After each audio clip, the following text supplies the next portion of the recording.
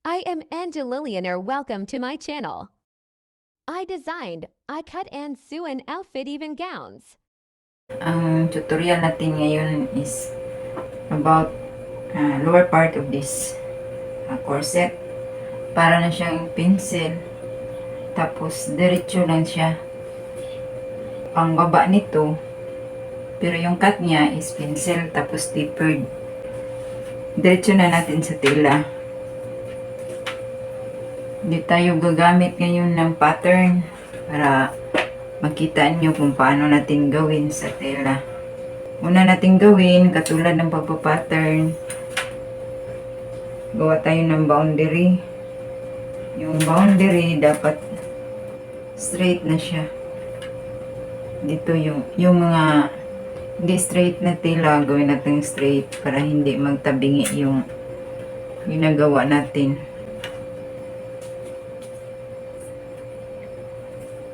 Tapos dito sa tinutupik ito ng double para pag-cut natin is isahan na. Yung sa waistline, figure niya is 14 and a half. 14 and a half. So, ang gagawin natin kasi mag-add tayo dito ng allowance is 15 na yung pinaka waistline natin. Tapos yung length niya is 54. Sukat tayo ng 54. From 15 inches. From 15 down sa length 54. Tapos dito sukat din natin 54.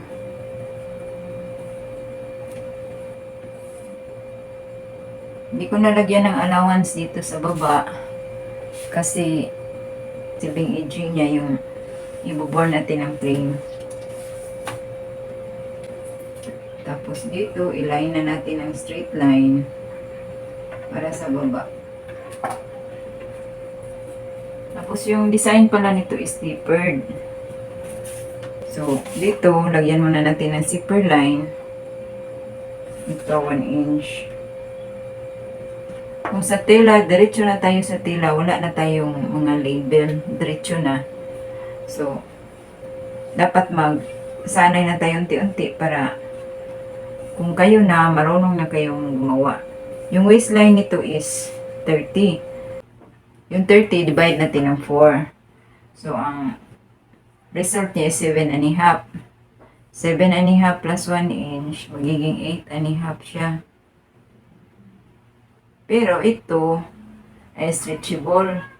Kung stretchable, di na tayo mag-a-add ng dart. Kasi mag-stretch yan, magiging useless yung dart natin. Tapos sa hip line, baba tayo ng 7 inches. 7 inches. 7 and a half pala dahil sa allowance. Kasi dinagdag na natin dito ang allowance. Tapos, dito 1 inch. Sukat natin ng hips niya is 39. So, 39, 1/4 is 9 and 3/4. So, lagyan natin ng markings. Tapos, itong sa stretchable, hindi na tayo mag-a-add ng allowance kasi mag-stretch siyang kusa. Tapos, dito sa baba, kasi tapered yung design niya, yung hip line natin na 9 and 3/4, gawin natin 8. Tapos from hip line, pwede na natin siyang isukat ng straight. Curve sa may hips. Yung ibaba na natin yung lines. Guhit muna natin para makita na yung sa may guhit sa may hips. Tapos from hip line down yung straight.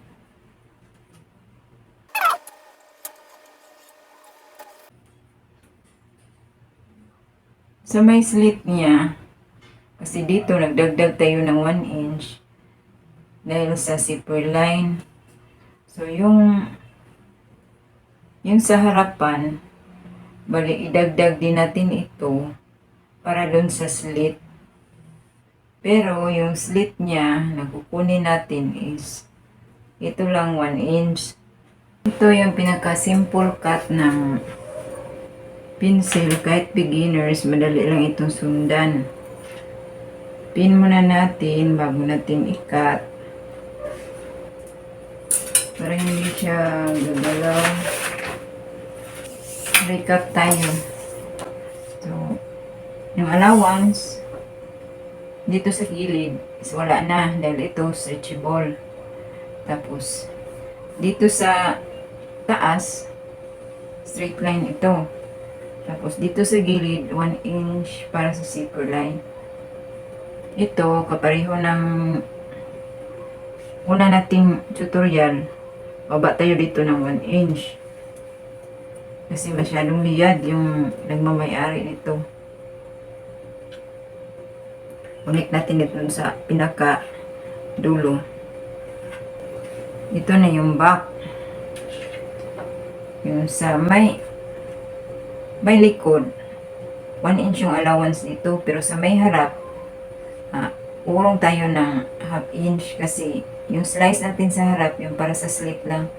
Yung slit dito natin gagawin sa naka-align sa sa bust distance. So slight ilabas natin siya sa bust distance. So ang bust distance is 7, tapos may allowance tayo na half inch.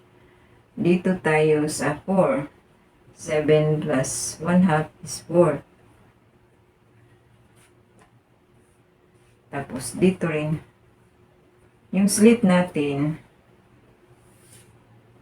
pinaka mataas na slit para sa mga pang-abay na gown is 14 to 16. Lagay na lang natin sa 16 kasi bawal sa simbahan yung napakataas na slit. Ito, lagay din tayo ng allowance na half inch. Katulad dito, it's 4 inches. Tapos straight na ito doon sa pinakadulo. Hindi na lang natin siya i-assume na lang natin na naka-straight line yan siya para walang madaming markings, para hindi siya marumi pagkatapos na. Yun. I-assume na lang natin siya. Pwede na rin, ganyan na lang para meron kayong matandaan na mga markings, kasi beginners pa, mahirap pa yung kunin yung straight line kung walang mga markings. Dito, sukat natin 11.5. Ganun din hanggang doon sa baba. Kasi pag ito yung ginagaya mo, yung result nung overall, para siyang mag-twist. Kaya, ihanay natin sa line ng tela. So, dito sa taas, 11.5. Tapos dito, 11.5 din. Hindi siya naka-align, lang natin iusog. Tapos dito, 11.5 din. Yan, hindi siya naka-align. So, iusog lang natin para maka-align siya lahat.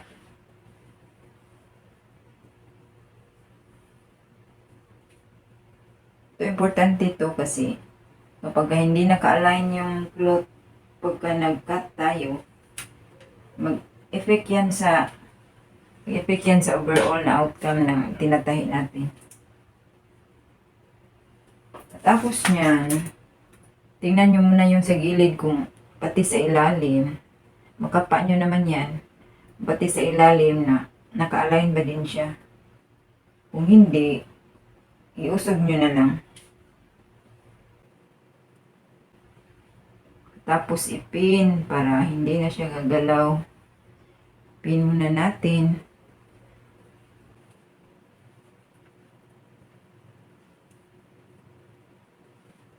Kasi slant kasi yung pagka-cut dito.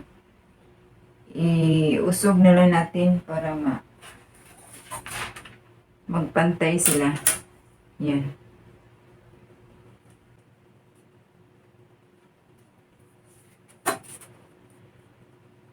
Gawin natin 2 inches yung urong ng tela.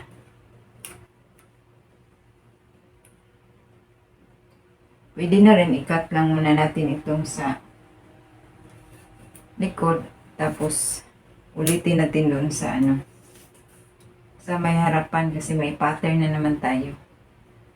Kasi sayang din naman ito pag natanggal yung space ng tela. So cut muna natin siya. Kasi hindi pa natin nakuha sa harap. Dito muna natin siya i-cut para may guide tayo sa harap. Ito, lagyan ko ito ng request kasi ng may-ari kasi nagpaparent siya. Lagyan ko ng extra na allowance. Kasi dapat sa stretchable, pag nagtahi tayo, urong tayo ito na yung finish kung sukat natin talaga ito. Kasi ito sa nagpaparent, pag may nagrent na malaki, ina-adjust nila ito. Kaya ito, dinagdagan ko ng sapagkat mga 1 inch. So, ang result nito, pag tinatay ko, 2 inch ako sa sewing. Ganyan. Pero kung sakali, yung allowance is katulad nito, 3/4 and 1 3/4 lang. Ganyan.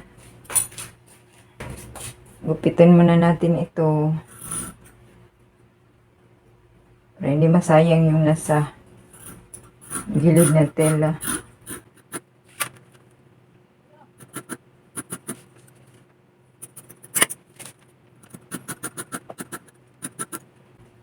Dinagdagan ko yan ng allowance kasi request ng may-ari nito na lagyan ng extra allowance kasi pinaparent niya ito.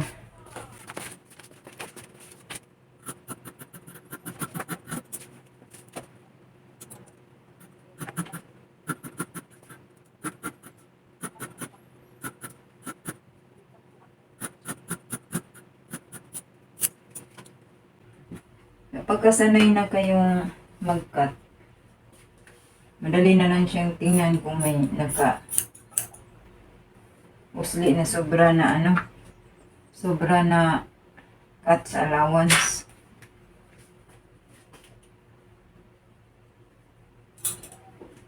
Tapos tanggalin nyo na lang. Tapos sa may harapan, para matipid natin yung tela, baliktad natin.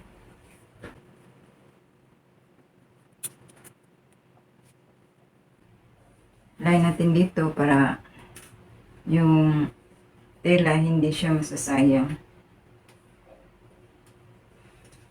Yung sa may hips kasi ito yung mas malaki. Dito natin siya i-align. Tapos kunin natin straight yung sa tela. Dito tayo makukuha sa mga nilikat na ito. Sukatin natin ito sa gilid. Bawa ito kasi dito tayo sa pinakamalaking sukat sa hips. 7.5, so dapat hanggang doon sa bawat dulo 7.5 din.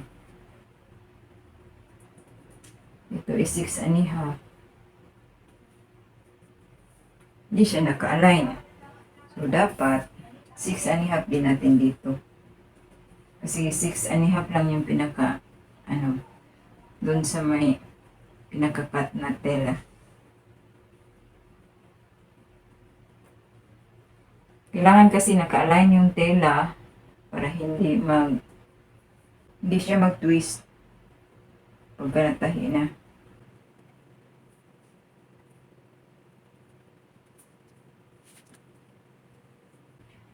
Yan, pantay na siya. Saka natin ipipin. Itong sa likod, tapos dito. Kasi 1/2 lang yung dapat nating na allowance para sa slit. Ganyan. So, 1/2 lang natin siya ipin.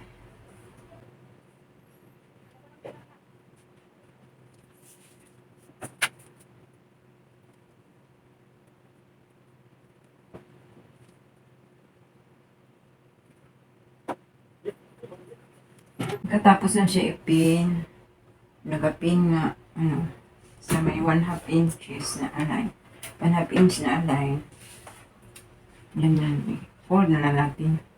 Bali, yung 1/2 na allowance para sa slip, nakuha na natin dito. Yung half lang kinuha natin, dahil isa lang yung slip. Ito, pin at ikat na rin natin.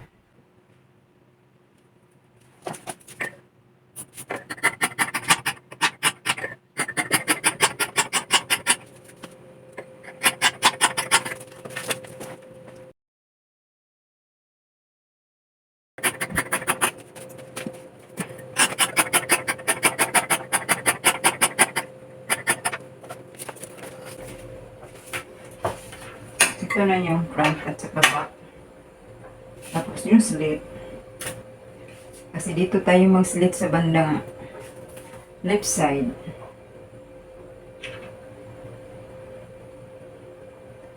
Ganito ko lang siya gagawin.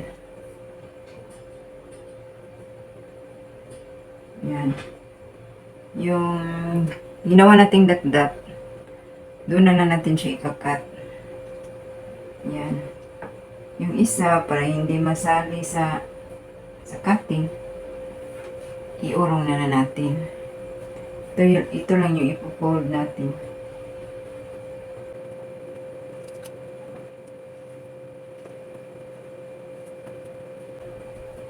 Ito, pwede pa natin itong iusog ng kunti para mas nasa side yun talaga yung slit niya.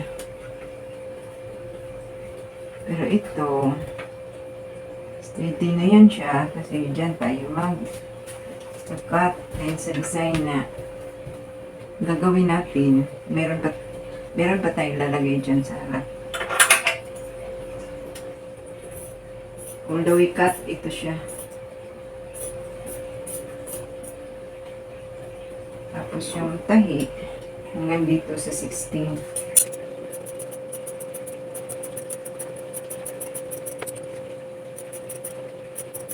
Karaniwang mananahe, hindi na pattern sa papel kasi para hindi na aksaya. Diretso na sa tila kasi nasasanay na. Pero kung beginners, takot pa yan. Hindi yan diretso sa tila. Pero advice ko lang, kung gusto nyo masanay, sanayan nyo yung pagkakat ng diretso sa tela, yung murahing tela lang muna yung ipagpraktisan nyo. Tapos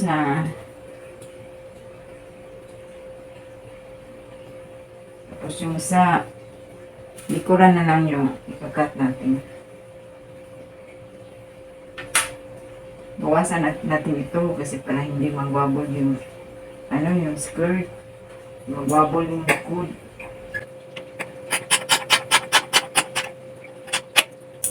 Ayan. Tapos na